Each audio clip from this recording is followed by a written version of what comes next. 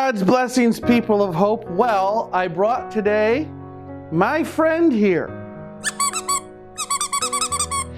You know, when you're a child, this is a joyful noise.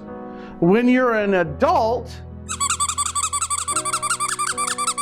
this is incredibly annoying. Joyful noise, annoying. You know, it's one of those things that I think we really get caught up in. Well, you know, I got to make a joyful noise for the Lord. Well, you know, I've got to say, I got to be. And in this world, we really struggle with this. And it's interesting when you stop and you think about it, because it's kind of like when I go to one of my kids' concerts, when I go to a band rehearsal.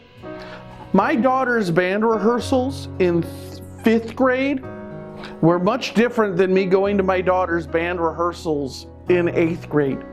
In 5th grade, it was, yeah, daughter, you sounded good. In 8th grade, it was, you know what, you really sounded good. I could see how far she'd come, how much she'd grown in her musical ability. Worship is the same way. I encourage you to come and make a joyful noise.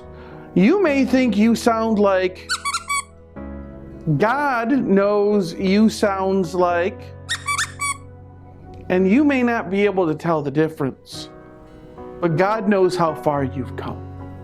God knows the joyful noise that comes from your heart. So my encouragement is for you to come into worship and to celebrate and make a joyful noise from your heart. And don't worry about what the person in front of you or behind you hears, whether it's or it's a joyful noise to the Lord.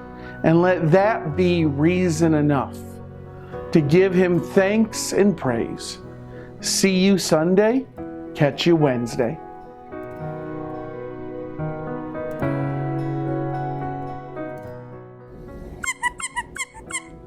Hey, I'm looking for that. This is my prop.